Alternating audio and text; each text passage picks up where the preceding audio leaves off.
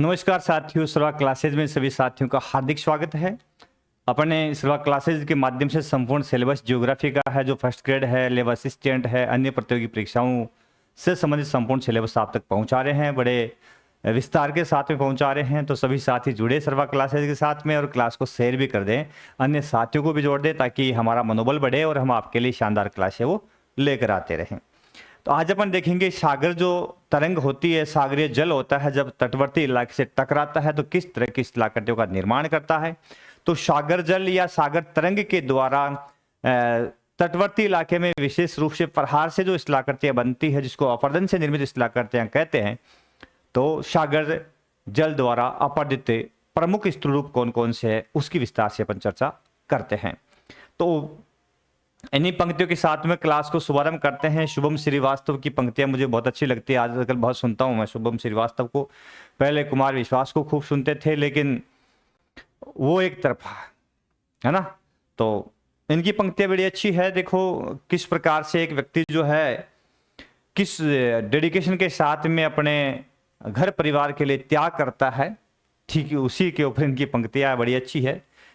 मैं उनकी लय में कोशिश करता हूं आपको सुनाने की, फिर क्लास शुभारंभ करते हैं। कि मुश्किल थी संभलना ही पड़ा घर के वास्ते, मुश्किल थी संभलना ही पड़ा घर के वास्ते, फिर घर से निकलना ही पड़ा घर के वास्ते, मजबूरियों का नाम हमने शौक रख लिया, मजबूरियों का नाम हमने शौक रख लिया, हर शौक को बदलना ही पड़ा घर के वास्ते, मजबूरियों का नाम हमने शौक रख लिया, हर शौक को बदलना पड़ा घर के वास्ते। तो व्यक्ति यदि जिम्मेदार हो जाता है तो हर तरह के शौक उसको बदलने पड़ते हैं, क्योंकि घर की जिम्मेदारी बहुत बड़ी जिम्मेदारी होती है। तो आप भी आगे चल करके एक जिम्मेदारी से गुजरेंगे और एक अच्छी जिम्मेदारी है वो लेंगे। तो उसी मिशन की ओर हम आगे बढ़ते हैं। सागर तरंग के द्वारा या सागर जल जो है उसके द्वारा तटवर्ती इलाके में किस तरह के अपरदित स्थलरूप बनते हैं। बहुत ही शानदार क्लासें अपनी एनसीईआरटी जो सिलेबस है उसको भी कवर करती है, आरबीएससी जो सिलेबस है उसको कवर करती है, और उसी से कहीं विस्तृत क्लासें आप तक मैं पहुंचा रहा हूं। तो लेब असिस्टेंट और फर्स्ट ग्रेड के लिए तो महत्वपूर्ण ही है। आरपीएससी और आरएसएस भी जो है जिस तरह के एग्जाम वर्तमान में जो कंडक्ट कर रही है, ठीक उनसे उनका जो पैटर्न है उसके अकॉर्डिंग क्लासें हमने शुरू कर दी है। तो जुड़े, अन्य साथियों को भी जोड़े। तो आज अपन देखते हैं सागरीय तरंग, सागरीय जल में जो संचलन होता है उसके द्वारा निर्मित प्रमुख स्थलरूप। तो देखते हैं सागरीय जल के कार्य क्या क्या होता है। सागर के अंदर जो पानी होता है उसमें जो हलचल होती है, मुख्य रूप से 4-5 प्रकार की हलचल यहां पे देखने को मिलती है। पहली लिखी है लहर। जो लहर होती है उस लहर के अंदर जल जो है गतिशील नहीं होता, लहर में जल गतिशील नहीं होता, बल्कि अपने ही स्थान पर वर्ताकार घूमता है। अपने ही स्थान पर कैसे घूमता है? वर्ताकार घूमता है, आगे नहीं बढ़ता, बल्कि अपने ही स्थान पर किस प्रकार घूमता है? वर्ताकार घूमता है, लेकिन आगे नहीं बढ़ता। तो उसको अपन मुख्य रूप से लहर या तरंग कहते हैं। दूसरा नाम लहर का क्या है? इसको तरंग भी कहा जाता है, समुद्र तरंग या लहर, ठीक है, वेव। दूसरा आता है शब्द यहां पे धारा। धारा को यदि अपन डिफाइन करेंगे तो अपन लिखेंगे कि जब समुद्री जल एक स्थान से दूसरे स्थान पर प्रवाहित होता है तो उस क्रम को धारा कहते हैं। तो जब सागरीय जल एक स्थान से दूसरे स्थान पर प्रवाहित होता है तो धारा कहलाती है। क्या कहलाती है? धारा कहलाती है। इसमें जल गति करता है। ये मुख्य रूप से इसके 2 टाइप होते हैं। विस्तार से अपन सागरीय जल का जब संचलन पढ़ेंगे तो विस्तार से इस पर चर्चा करेंगे। गर्म जल धाराएं और ठंडी जल धाराएं, है ना। तो जो भूमध्य रेखीय प्रदेश मुख्य रूप से होते हैं, वहां से जो गर्म जल धाराएं हैं ध्रुवों की ओर जल ले जाती है, और ध्रुवों से जो ठंडी जल धाराएं होती है वो ध्रुवों से ठंडा जल है वो भूमध्य रेखीय प्रदेश की ओर लाती है। इस प्रकार तापमान को बैलेंस बनाए रखने में इनका बड़ा रोल होता है। ठीक है, तो तीसरा बिंदु आता है साथियों इसमें ज्वारीय तरंग। अब इसका जो प्रमुख कारण है, रीजन है कि ज्वारीय तरंग जो आती है, इसका प्रमुख कारण है जब ज्वारीय प्रभाव होता है सूर्य और चंद्रमा का, विशेषकर चंद्रमा का प्रभाव ही पड़ता है ज्वारीय। तो चंद्रमा व सूर्य के ज्वारीय बल से उत्पन्न तरंग, ज्वारीय बल से उत्पन्न तरंग मुख्य रूप से कौन सी होती है? ज्वारीय तरंग होती है। और चौथा टाइप आता है सुनामी। और सुनामी मुख्य रूप से क्यों आती है? तो सुनामी का कारण है जब भूकंप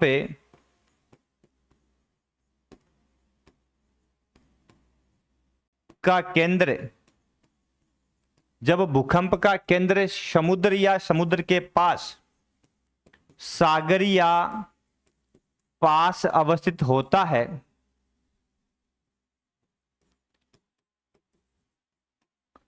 अवस्थित होता है, तब जलीय संचलन होता है, तब जलीय संचलन होता है, और जो लहर पैदा होती है उस संचलन को सुनामी कहा जाता है। सुनामी शब्द जापानी भाषा का है और जिसका अर्थ होता है SU, सुनामी, नामी यानी समुद्री लहर और सु यानी समुद्र। तो मुख्य रूप से 4 प्रकार से जो सागरीय जल है वो क्या करता है? संचलन करता है, और मुख्य रूप से क्या करता है? किसी भी प्रदेश विशेष के जो तटवर्ती क्षेत्र है महासागरों के, उनमें चेंजेज लाता है। तो किस तरह के चेंजेज लाता है? अब जो लहर की बात करेंगे, क्योंकि विशेष रूप से जो ज्वारीय तरंगे होती है वही तरंग है, और धारा होती है वो भी समुद्र के तट पे आकर के प्रहार करती है ना। तो महासागर की जो तरंगिया लहर जो होती है उसके द्वारा तटीय भाग में किस तरह की संरचनाएं अपरदन से बनाई जाती है, उस पर पहले तो मैंने संचलन के 4 प्रकार बताए आपको, कौन कौन से संचलन होते हैं। अब जो लहर होती है उस लहर के भी टाइप है यहाँ पे, है ना। तो समुद्री लहरें जो होती है उसके प्रकार आपको मिलेंगे। तो मूल रूप से ये 2 प्रकार की होती है। एक तो होता है दोलन लहर। दोलन का मतलब होता है इसमें उतार चढ़ाव ज्यादा होता है, इसलिए इसको दोलन लहर कहा जाता है। तो इन लहरों का निर्माण अधिक गहरे जल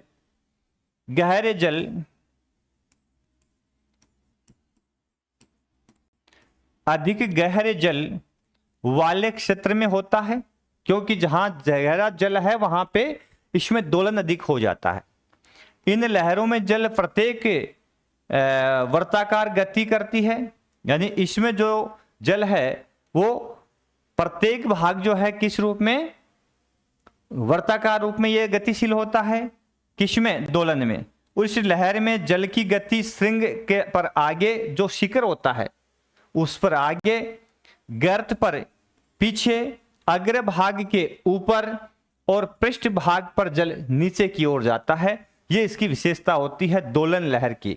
और इसका डायग्राम यदि अपन देखते हैं, दोलन लहर जो होती है वो किस प्रकार की होती है, तो आपको यदि इस तरह की लहर दिखाई देती है, इस तरह की लहर, ये जो लहर होती है इसको अपन किस रूप से जानते हैं? दोलन लहर के रूप में जानते हैं। अब इसमें अपन देखते हैं कि इसके लहर के अंदर क्या है?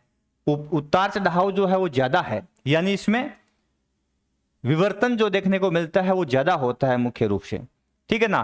तो ये इसका शीर्ष होता है, ये इसका गर्त होता है, ठीक है। इसमें जल है मुख्य रूप से किस रूप में घूमता है? गति वर्ताकार। गति कैसी होती है इसकी? वर्ताकार गति होती है। वर्ताकार जल इसमें गतिशील होता है। अब इसकी विशेषता क्या है? यदि हम इस जल की बात करें तो ये जल वर्ताकार गति करता है जब इसके शीर्ष की बात आती है। अभी अपने देखा था जो शीर्ष है उसमें श्रृंग या शीर्ष पर जल आगे धकेलता है और जो गर्त होता है उसमें जल पीछे धकेलता है, ठीक है ना। तो श्रृंग पर आगे, अब ये इसका शीर्ष या श्रृंग कह सकते हैं इसको।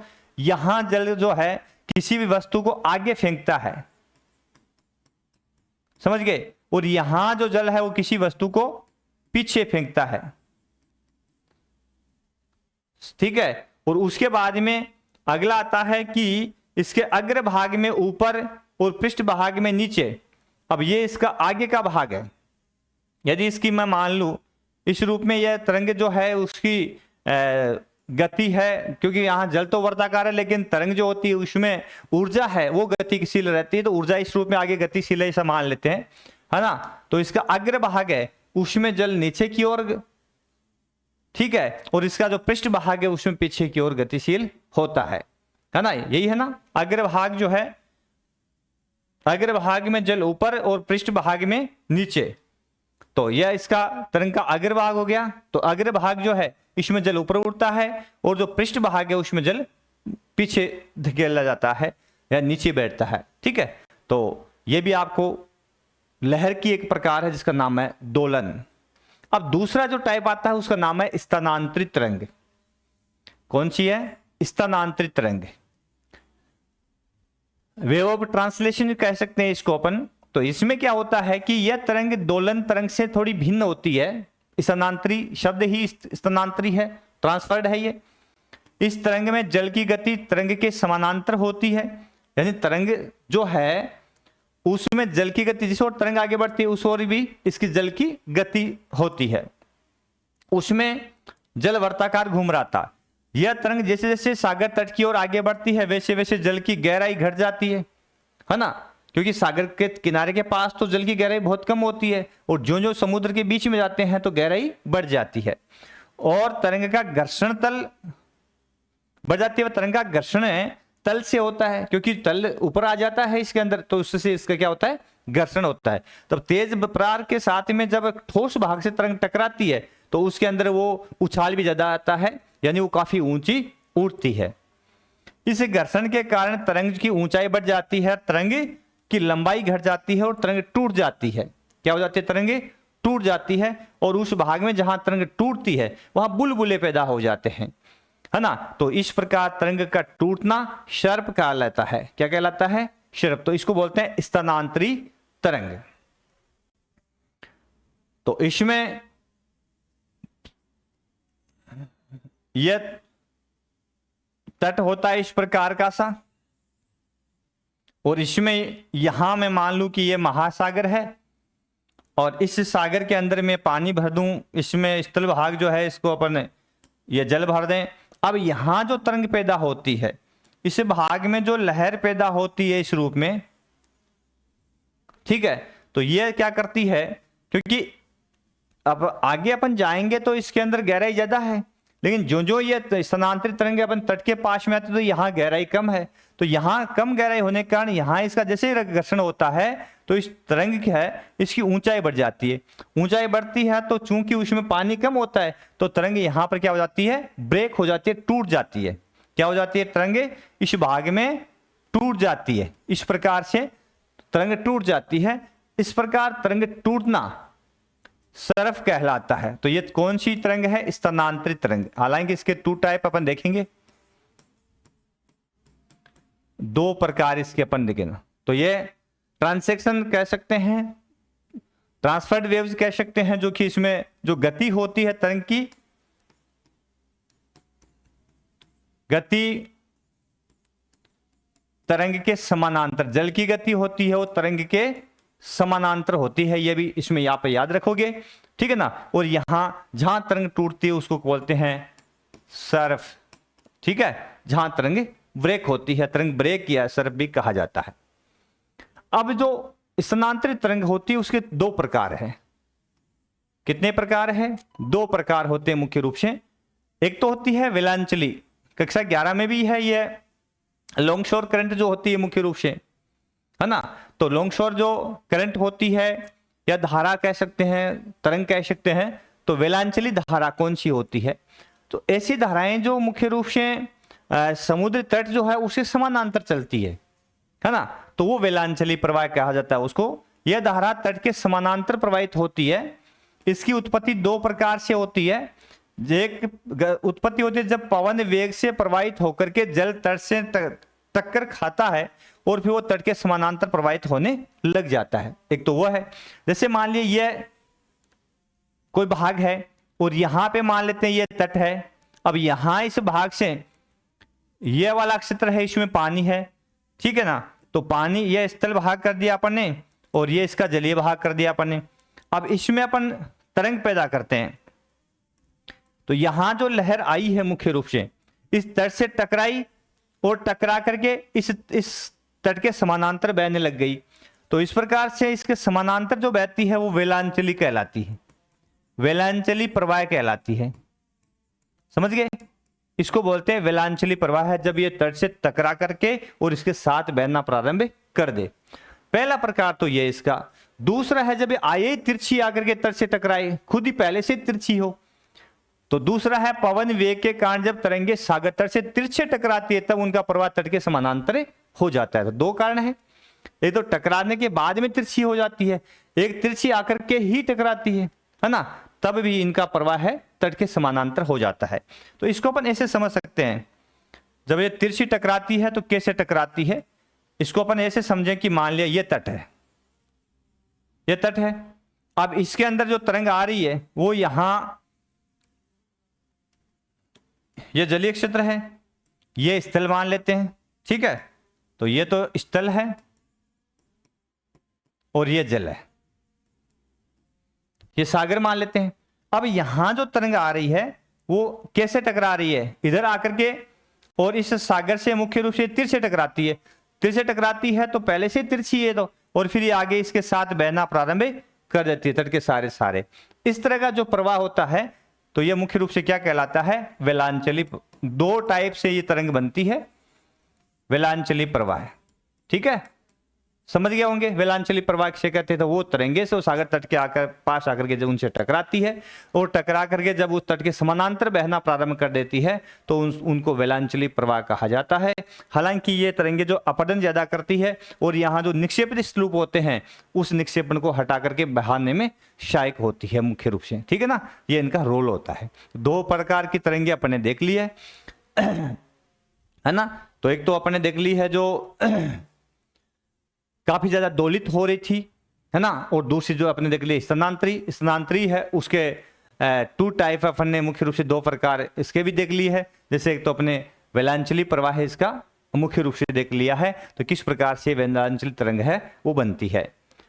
उसके बाद में है सागरीय तट के प्रकार। अब जो सागर का जो तट होता है उसके भी दो तीन प्रकार होते हैं मेरे दोस्तों। सागर तट जो होता है उसके भी दो प्रकार मुख्य रूप से होते हैं।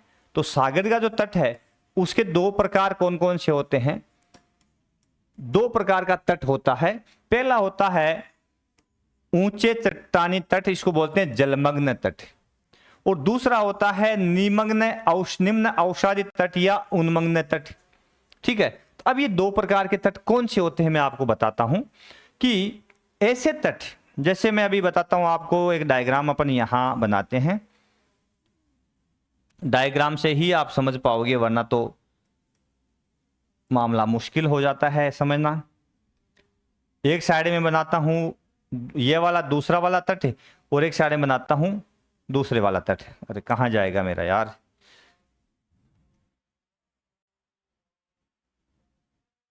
ठीक है, फिर यहां ये ले लिया, बीच में पानी डाल देंगे अपन इसके, ठीक है, हो गया। अब इसमें देखो अपने तट बनाते हैं। सबसे पहले तट बनाते हैं, तो ये वाला जो तट है इसको मैं ऐसे बनाता हूं, ऐसे ये बना दिया, ठीक है। और दूसरा तट बनाता हूं मैं इस रूप में, इस रूप में, और फिर इसमें बीच में यहां एक लाइन डाल देता हूं जो सागरीय जल को बताएगी, ठीक है। अब देखो इसको आप समझोगे, दोनों तट आराम से समझ में आ जाएगा आपके, कोई चिंता वाली बात है ही नहीं यहाँ पे। तो आ जाए भाई। सबसे पहले तो ये इधर वाला तट बना देते हैं, फिर दूसरा बना देते हैं यहाँ वाला तट। ये दो तो स्थल हो गए और बीच में पानी भर देते हैं। ये लो जी, भर दिया। दोनों साइड के तट बता रहा हूँ मैं आपको, ध्यान से देख लेना, इजीली समझ में आ जाएगा। 1 नंबर ऊंचे चट्टानी तट जलमग्न, 2 नंबर निम्न अवसादी तट। पहला नंबर है, इसको 1 नंबर देता हूं मैं, ये 1 नंबर। ये तट जो यहां पे ये वाला नजर आ रहा आपको, ठीक है, ये वाला तट, ये कौन सा है? जलमग्न तट।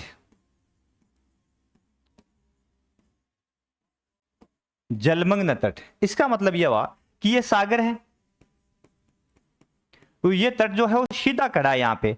इसमें क्या होता है कि तट के पास वाला जो क्षेत्र है पथरीला होता है या पहाड़ी होता है और काफी सीधा खड़ा होता है, ढाल इसका तेज होता है। ढाल कैसा है यहाँ पे? ढाल तेज। अब इस भाग में यहां कोई भी इस भाग इस तरह से यदि कोई मलबा आता है तो मलबा यहां निक्षेपित नहीं होता, ठहरता नहीं, बल्कि बह करके सागरी तली की ओर चला जाता है। तो इस भाग में निक्षेपण की स्थलाकृतियां नहीं मिलती। तो कौन सी मिलती है? इस भाग में अपर्दन की स्थलाकृतियां ज्यादा मिलती है। कौन सी मिलती है? अपर्दन से निर्मित स्थलाकृतियां यहां पे ज्यादा मिलती है। तो इसको बोलते हैं जलमग्न तट। अब दूसरा मंद ढाल वाला तट है ना, मंद ढाल वाला तट, ये सागर तल, जल तल, और ये हो गया यहां पे तट है जो उन्मग्न है। उन्मग्न कहते हैं इसको तट, या अवसादी तट भी कह सकते हैं, अवसादी तट भी कह सकते हैं। अब इसके सारे यहां काफी अवसाद जमा होता है, काफी दूर तक तट के सारे अवसाद होता है। और इसका ढाल कैसा होता है? ढाल इसका धीमा होता है। धीमा कह दो चाहे मंद कह दो, है ना। तो ढाल इसका कम या धीमा या मंद होता है। तो ये तट होते हैं वो अवसादी होते हैं। अवसाद के जमा होने से इस तरह के तट बनते हैं। इस तरह का जो तट होता है यहां पर निक्षेपण की स्थलाकृतियां बनती है। निक्षेपण में जैसे कि ये इस तट के सहारे आपको डेल्टा मिल जाएंगे, नदी द्वारा निर्मित महासागरीय बेसिन मिल जाएंगे। यहां पर मुख्य रूप से रोदिका मिल जाएगी आपको, टोम्बोलो मिल जाएगा यहाँ पर। तो इस तरह की स्थलाकृतियां इस भाग में आपको मिल जाएगी। तो यहां जो आकृतियां मिलेगी वो निक्षेपित स्थलाकृतियां ज्यादा मिलेगी, समझ गए। और इस भाग में जो मिलेगी वो अपर्दित स्थलाकृतियां ज्यादा मिलेगी। यहां कौन सी मिलेगी? अपर्दित स्थलाकृतियां।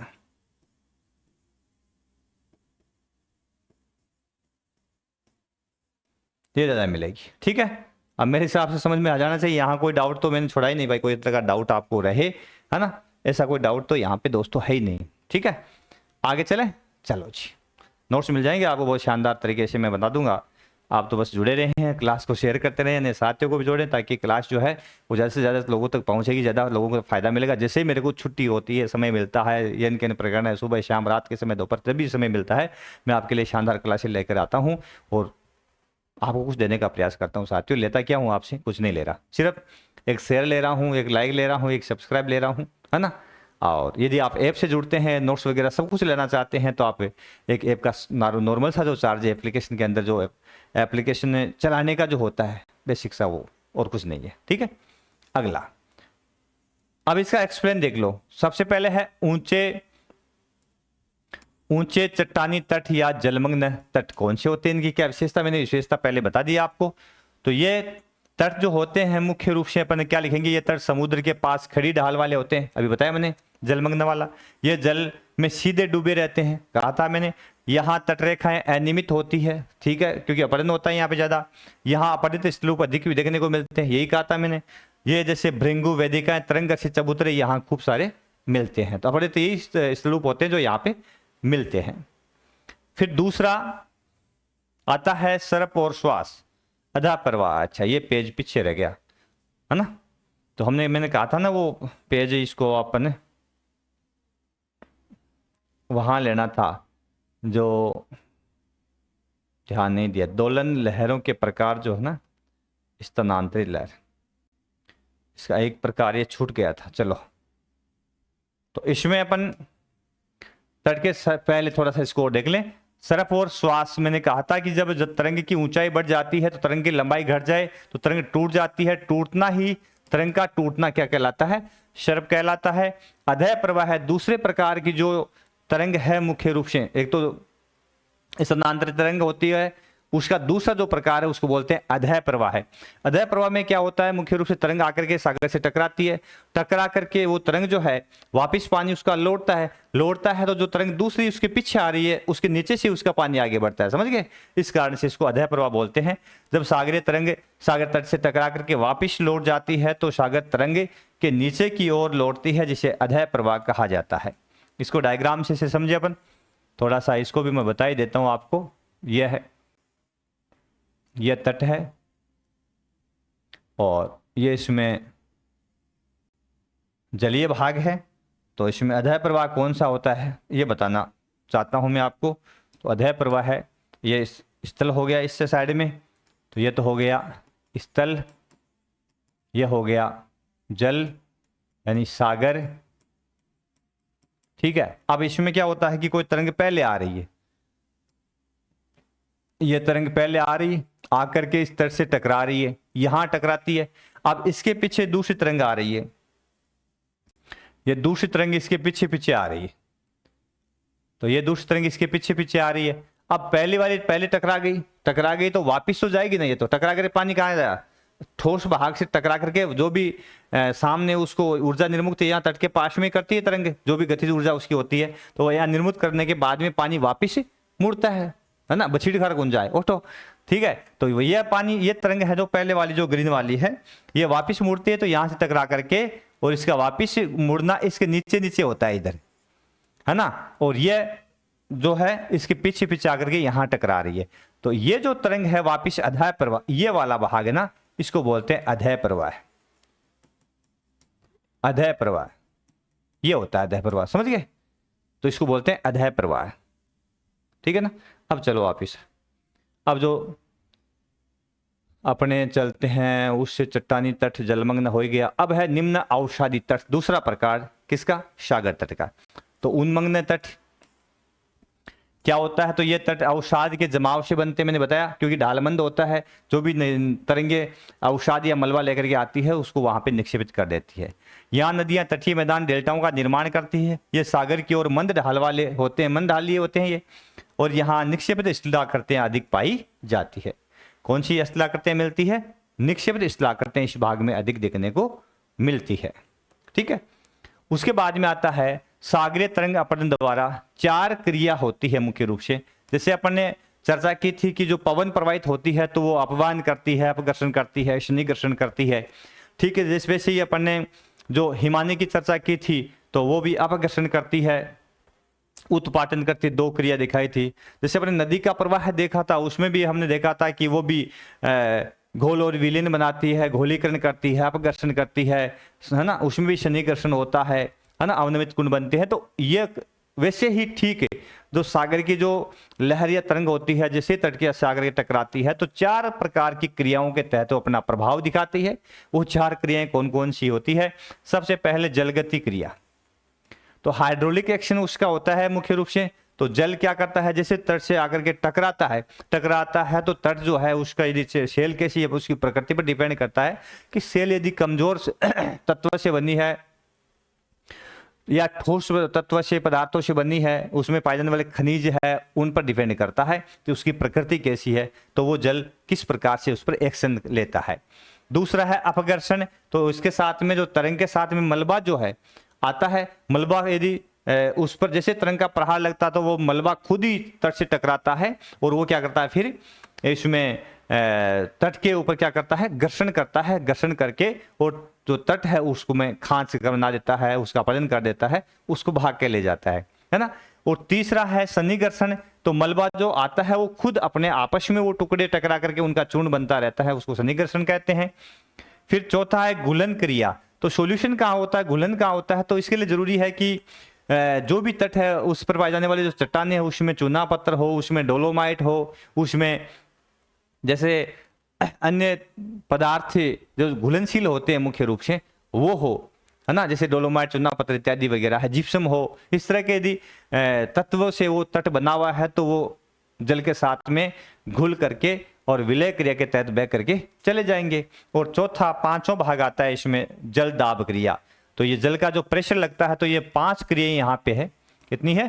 5 क्रिया यहाँ पे है। तो जल दाब क्रिया, वाटर प्रेशर, तो वाटर प्रेशर क्योंकि पानी जैसे ही आकर के तट से टकराता है तो काफी प्रेशर के साथ में, क्योंकि उसमें गति होती है, कौन सी गतिज ऊर्जा होती है, और जैसे तट के साथ में आकर के वो भयंकर गति से टकराता है तो तट जो है उसके अंदर जहां जहां रंध्र मिलते हैं उसमें जल प्रवेश कर जाता है, या वो रंध्र में हवा पहले से भरी होती है ना, उसमें जल दाब डालता है। तो जिसके कारण क्या है, सेल जो है, जो सेल है वो सेल क्या करती है, अचानक दाब से सिकुड़ती है, और जैसे तरंग टकरा करके जल वापस जाता है तो उसको राहत मिलती है, सांस, वो कहते हैं ना सांस आता है, और जैसे ही सांस आता है तो सेल अचानक वापस फैलती है, और अचानक फैलती है तो टूट जाती है, उसमें विदलन हो जाता है, दरार पड़ जाती है और वो अपक्षित हो जाती है ना। तो ये 5 ऐसी क्रियाएं मेरे साथियों है, मेरे दोस्तों, कौन कौन सी? जलगति क्रिया, सीधा जल का काम सीधा ही है, किस प्रकार से जल है चट्टानों को घोलता है, अपघर्षण, सन्निकर्षण, घुलन क्रिया और जल दाब क्रिया के तहत ये सागरीय तट पर पाए जाने वाली जो चट्टानें होती है उसके साथ में इन तरंगों का एक्शन होता है, इन 5 क्रियाओं के तहत होता है। फिर वो वहां पे क्या बनाती है, अलग अलग स्थलाकृतियां हैं उनका निर्माण करती है। तो देखते हैं बारी बार से ये क्रियाएं कौन कौन सी है। पहली क्रिया है जलगति क्रिया, हाइड्रोलिक एक्शन। इसमें मैंने बता दिया आपको क्या लिखा है, लिखा यही है कि सागर की लहरें जब तेज गति से तट से टकराती है तो तट की चट्टानों को तोड़ देती है, प्रेशर बराहट करती है। इस प्रकार जल के दाब से चट्टानों के टूटने की जो क्रिया होती है वो मुख्य रूप से जलगति क्रिया कहलाती है। सिंपल ही है। दूसरी क्रिया मैंने बताई थी आपको, अपघर्षण, है ना। तो जो क्रेशन होता है इसमें क्या होता है, जब सागरीय तरंगों के साथ प्रवाहित कंकड़ पत्थर, मलबा जो होता ही है, चट्टानी चूर्ण तो होता ही है क्योंकि तट के पास में अवसाद जमा होता है, और जैसे ही लहर आकर के उस अवसाद पे प्रहार डालती है तो वो खुद है किससे टकराता है, तट से टकराता है। तो वो औजार के रूप में कार्य करते हैं जिनसे तट की चट्टानें टूट करके प्रवाहित हो जाती है, इसको क्या बोलते हैं, अपघर्षण बोलते हैं। इसको डायग्राम से यदि अपन ऐसे समझेंगे कि यह तट है और यहां पे ये सागर है।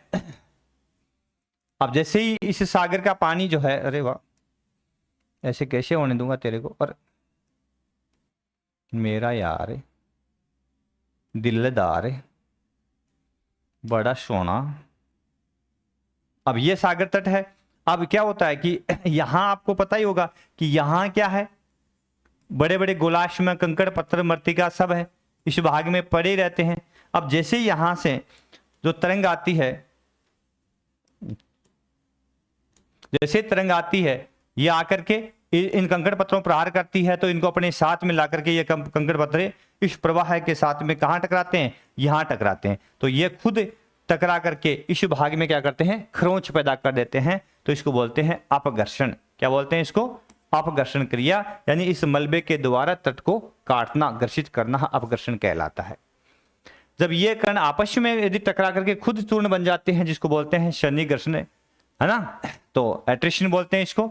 तो जब तरंग के साथ प्रवाहित कंकड़ पत्थरे सेल खंडे आपस में टकराकर टूट जाते हैं तो उनका खुद का चूर्ण बन जाता है।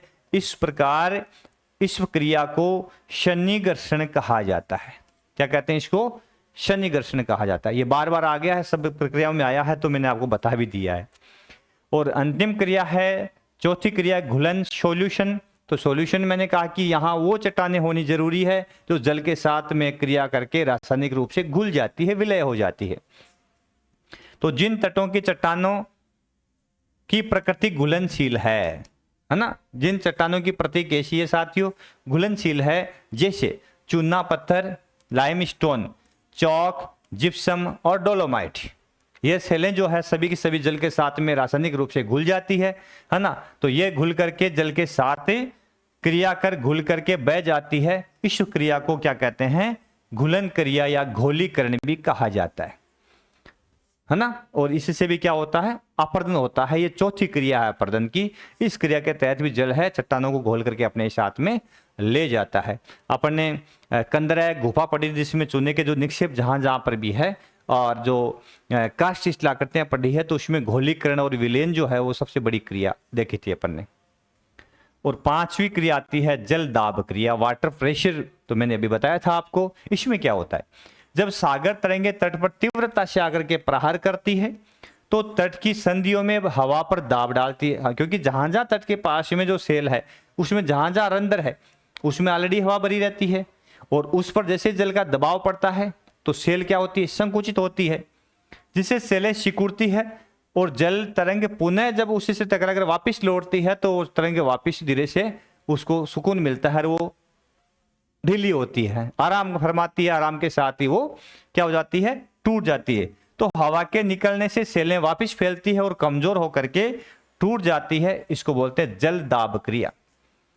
क्या बोलते हैं इसको, जल दाब क्रिया। तो ये 5 ऐसी क्रियाएं मेरे दोस्तों जिसके द्वारा सागरीय जो क्षेत्र है, सागर का जो तटवर्ती क्षेत्र है, उसमें विभिन्न प्रकार की शिलाकृतियों का निर्माण होता है।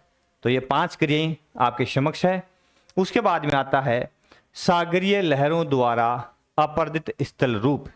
तो मुख्य रूप से कौन कौन से स्थल रूप सागरीय लहर के द्वारा बनते हैं, उनको बारी बारी से अपन देखते हैं कि प्रमुख स्थल रूप जो है वो कौन कौन से है।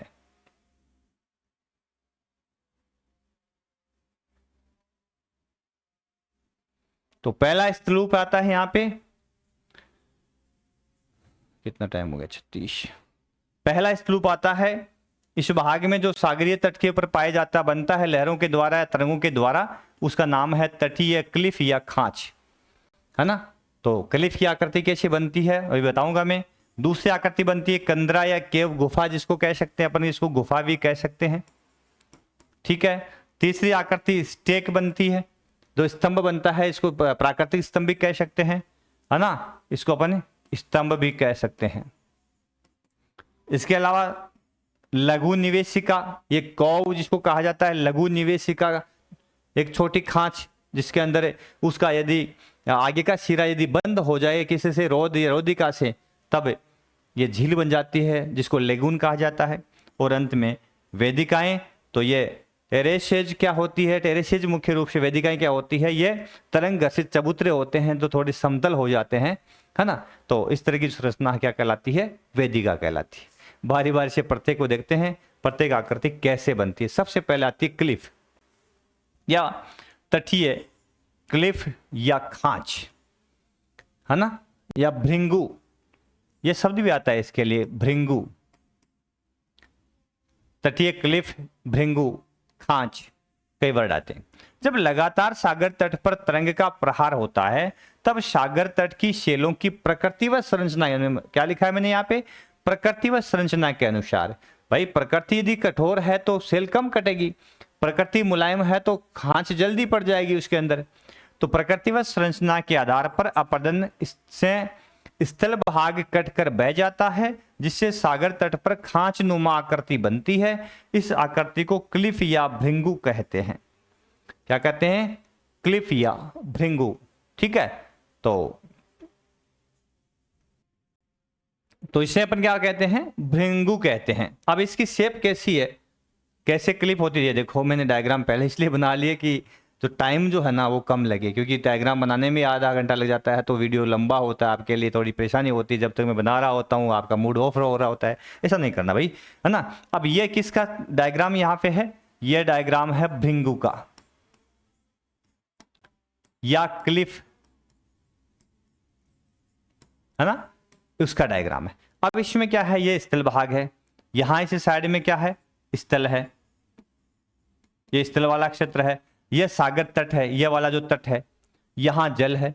अब यहां से तरंगे मुख्य रूप से आकर के किससे टकराती है, इस तट से, स्थल के सागर के किनारे से टकराती है। टकरा करके यहां जो सेल थी वो कैसी थी, मुलायम थी, तो उस मुलायम सेल को काट करके बहा करके ले गई, यहां का मलबा बह करके चला गया। तो इसका ऊपरी सिरा जो है वो इस प्रकार से लटका हुआ सा अलग से नजर आ रहा ना, ये शेप, ये वाली शेप आपको नजर आ रही है, एक अलग से सिरा नजर आ रहा है। ये जो सिरा बना है इसको मुख्य रूप से क्या बोलते हैं, क्लिप या भृंगु कहते हैं। क्या कहते हैं? क्लिप या भृंगु कहते हैं। और इसमें जो ये जो कट लगा है, अपनी भाषा में अपन खांच कहते हैं इसको, है ना, खांचो लागो भाई, है ना, कट लागो। तो ये क्या है? एक तरह की खांच है, इसको खांच कहा जाता है। तो ये इस तरह की जो आकृति बनती है इसको क्लिप, इसको खांच, है ना, या क्लिप कह दो चाहे भृंगु कह दो, एक ही बात है। ये पहली इस्तेलाह करती है सागरीय तट पर तरंग घर्षित या तरंग के अपरदन के द्वारा बनने वाली। समझ गए? दूसरी आकृति कंदरा, कंदरा या गुफा, केव जिसको कहते हैं। तो जब सागर तट पर लहरों का लगातार प्रहार होता है तो तट अपरदन से कोमल सेल टूट करके बह जाती है। इस प्रकार तट पर एक गुफा का निर्माण हो जाता है ना। कभी कभी गुफा की छत टूटकर गिर जाती है जिससे कंदरा पीछे हटती चली जाती, कभी कभार टूट भी जाती है क्योंकि लोड बढ़ जाता है। तो अब इसमें गुफा बनाते हैं अपन। देखो गुफा कौन सी है? यह स्थल है, ये स्थल भाग है, ये 2 नंबर जलीय भाग है। ठीक है। अब इससे पर यहां पे मुख्य रूप से लहर जो है, यहां से लहर चलती है और यहां प्रहार करती है। यहां प्रहार करते यहां के मलबा को बहा करके कहां ले गया? सागर अंदर ले गया। तो ये पूरा का पूरा भाग है। पहले ऐसे स्थल यहां पर था, लेकिन ये कमजोर शेल थी, यहां से कट गई, है ना। तो क्या बनी? खाली जगह हो गई। खाली हो गई, ऊपर क्या बन गई? क्लिफ। तो क्लिप के नीचे जो खांच है यदि बड़ा हो गया, काफी विस्तृत आकार का हो गया, तब इसको कंदरा या गुफा कहते हैं। कंदरा या गुफा कहते हैं मुख्य रूप से। तो ये भी इसमें कारण है कि ये कठोर, ये नरम शेल जल्दी कट जाती है और नरम शेल जल्दी कट करके जब बह जाती है तो निर्वात जगह यानी खाली जगह हो जाती है, जिसमें सागर का पानी भी कभी कभार आगे की ओर आगे बढ़ जाता है। इस तरह की आकृति को गुफा या कंदरा कहते हैं। गुफा या कंदरा, कोई ज्यादा फर्क वाली बात नहीं, समझ गए होंगे। तीसरी इस्तेलाह करती, तीसरी इस्तेलाह करती है वात छिद्र या ब्लो होल्स कहते हैं इसको। वात छिद्र, हवा जिधर से निकले वो होल, वात यानी हवा, छिद्र जहां से निकले, है ना। हाँ, वो नहीं तुम जो सोच रहे हो। जब कंदरा की छत पर तरंग के लगातार प्रहार से कोमल सेल टूटकर कंदरा की छत में छिद्र कर लेती है, ठीक है, तो उसको अपन वात छिद्र कहते हैं। इस छिद्र से हवा सिट्टी की आवाज के साथ निकलती है ना। जैसे सिट्टी अपन बजाते हैं, बिसल बजाते हैं, ठीक वैसे ही सिट्टी के साथ में आवाज निकलती है, जिसे वात छिद्र या प्राकृतिक चिमनी कहते हैं। वात छिद्र या दूसरा नाम क्या है इसका? प्राकृतिक चिमनी भी इसको कहा जाता है साथियों। अब प्राकृतिक चिमनी और यह वात छिद्र कैसे बनता है? तो मैंने अभी कंदरा बनाई थी, ये कंदरा, ये यहां पे सागर, यह लहर आकर के मुख्य रूप से इसको काट करके इसको घाटी को गहरा करती रहती है, कंदरा को बड़ा करती रहती है। अब इसमें यहां कमजोर सेल थी, ये लहर टकरा करके इधर टकराई तो इसमें एक यहां पे होल हो गया, और जो ये होल आपको नजर आ रहा है ग्रीन कलर का, ये इसमें छेद हो गया। अब यहां से जैसे जल का दबाव लगता है तो ये यहाँ की हवा इसके अंदर से बाहर निकलती है, और बाहर निकलती तो इसमें क्या बचती है? यहाँ पे सिट्टी बचती है, बिसल बचती है ना। तो ये जो छेद है जिसको अपन क्या बोलते हैं? वात छिद्र। वात मतलब हवा, छिद्र जहां से हवा निकलती है, इस कारण इसका नाम क्या रख दिया? वात छिद्र। ठीक है, तो इसको बोलते हैं वात छिद्र। ठीक है, कोई ज्यादा है नहीं टेंशन वाली बात। चौथी आकृति क्या बनी है? लघु निवेशिका। लघु निवेशिका ये कैसे बनती है? तो तट के समानांतर कठोर व कोमल सेलों का विस्तार होता है। भाई तट पर एक तो कोमल, एक कठोर, एक कोमल, एक कठोर, इस तरह की सेलें होती है। तो तरंग कठोर सेल के रंध्रों में प्रवेश कर पीछे की कमजोर सेल के संपर्क करके और उसको बहा करके ले आती है, उसको बहा करके ले आती है, जिससे निर्मित अंडाकार संरचना, कैसी अंडाकार संरचना है, उसको लघु निवेशिका कहा जाता है। क्या कहते हैं? लघु निवेशिका। जो अंडाकार शेप में संरचना बनती है उसको, क्योंकि भाई तट के पास में मैंने कहा कि सेलों की प्रकृति भिन्न भिन्न होती है। एक सेल कठोर होती है, उसके पीछे कमजोर होती है, उसके पीछे और कठोर हो सकती है, या दो कमजोर साथ साथ हो सकती है। तो अलग अलग प्रकृति की सेलें होती है, तो उसमें लघु निवेशिका बनती है। अब ये डायग्राम आपके समक्ष लघु निवेशिका, इसमें आप देख पाओगे कि ये वाला भाग जो है स्थल, और यह इधर पानी आ गया तो यहाँ सागर, और सागर जो है उसमें स्थल का ये तट है, बार बार लहरों के प्रवाह से प्रहार से मुख्य रूप से इसमें खांचे पड़ी और यहाँ कमजोर शेल थी तो कमजोर थी वो ज्यादा कट गई, यहाँ पे कठोर शेल थी वो कम कट पाई, है ना। तो कठोर शेल जो है वो तो कम कटी, कमजोर ज्यादा कट गई। तो इस तरह की सी जो अंडेनुमा शेप यहाँ बनी है ये वाली, तो इस तरह की शेप बन जाती है, उसमें पानी भर जाता है तो उसको लघु निवेशिका कहा जाता है।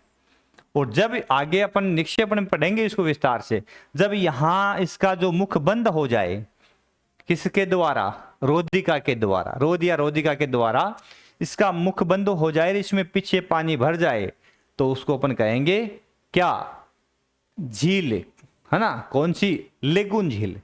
तो वो निक्षेपण की आकृति में आ जाएगी। तो लेकिन इस तरह की खांच आपको नजर आ रही है, इसको बोलते हैं लघु निवेशिका।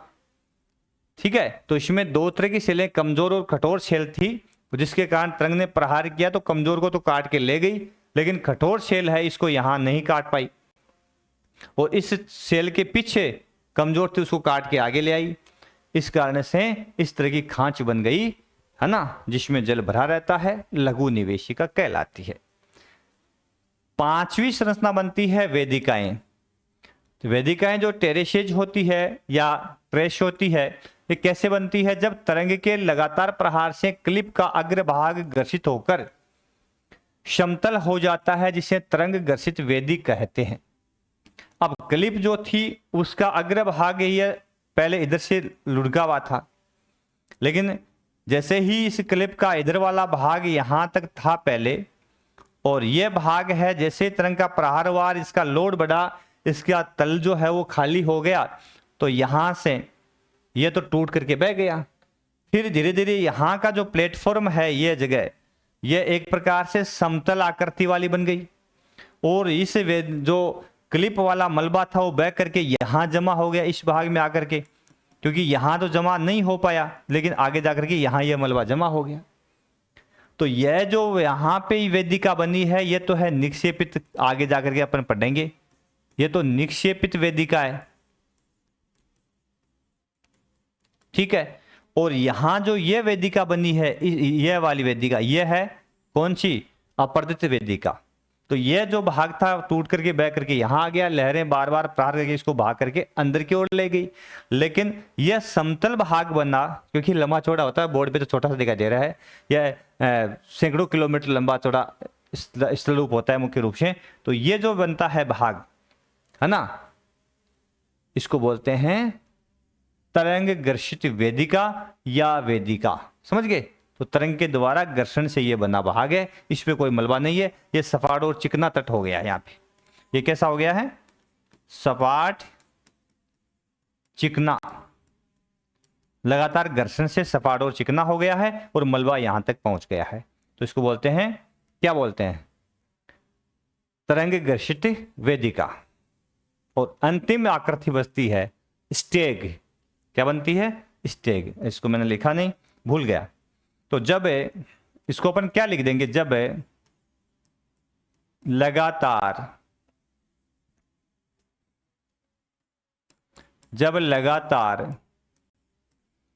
तरंग प्रहार से कठोर शेल, कोमल शेल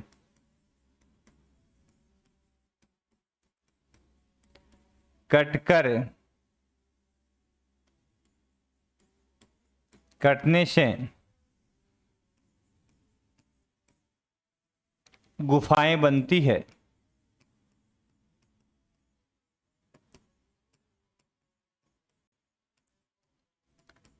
लेकिन कभी कभी गुफा जो होती है, केव जो होती है, गुफा की छत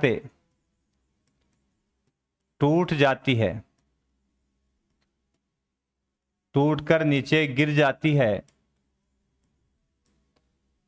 गुफा की छत है वो टूट करके नीचे गिर जाती है।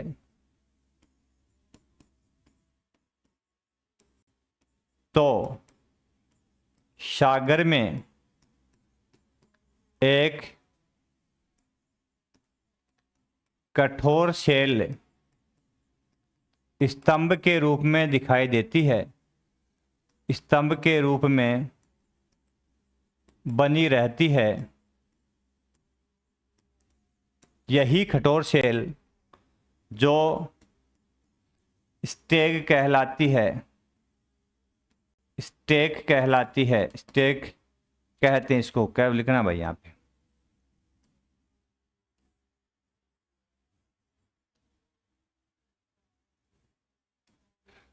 स्टेक, इसको अपन स्टेक बोलते हैं, स्टेक कहलाती है। ठीक है, और यह डायग्राम स्टेक आपके समक्ष है। यह इसमें सागर का जल का तल है, यह सागर का जल का तल है।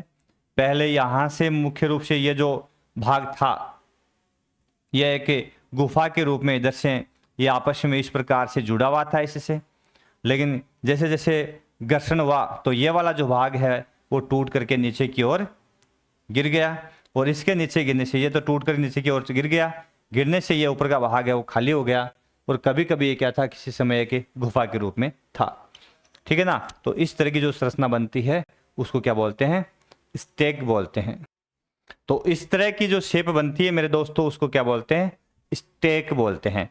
तो मेरे हिसाब से समझ गए होंगे, यहां से इसको तोड़ना है, ठीक है, और उसके बाद में ये सीधी खड़ी जो इस्तेला करती है उसको अपन स्टेक बोलते हैं।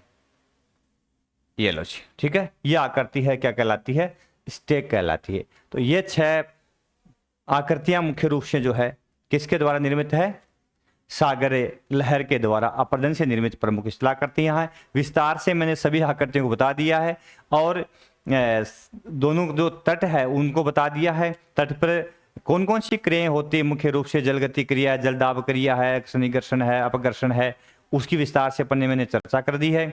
और यहाँ यदि कोई डाउट हो, किस तरह की कोई समस्या हो, तो आप कमेंट बॉक्स में कमेंट करके अवश्य बताएं। आपकी हर एक समस्या का निदान करने का मैं प्रयास करूंगा।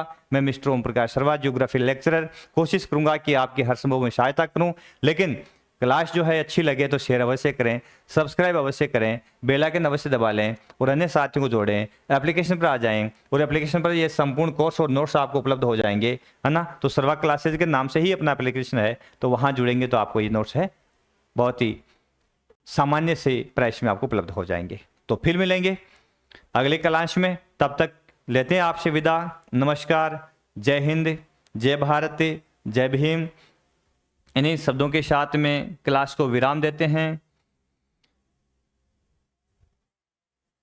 कि जब नाव जल में छोड़ दी तूफान में मोड़ दी, कि नाव जल में छोड़ दी तूफानों में मोड़ दी, दे दी चुनौती सिंधु को, फिर धार क्या मझधार क्या, तो फिर धार क्या मझधार क्या। धन्यवाद, धन्यवाद सभी साथियों का।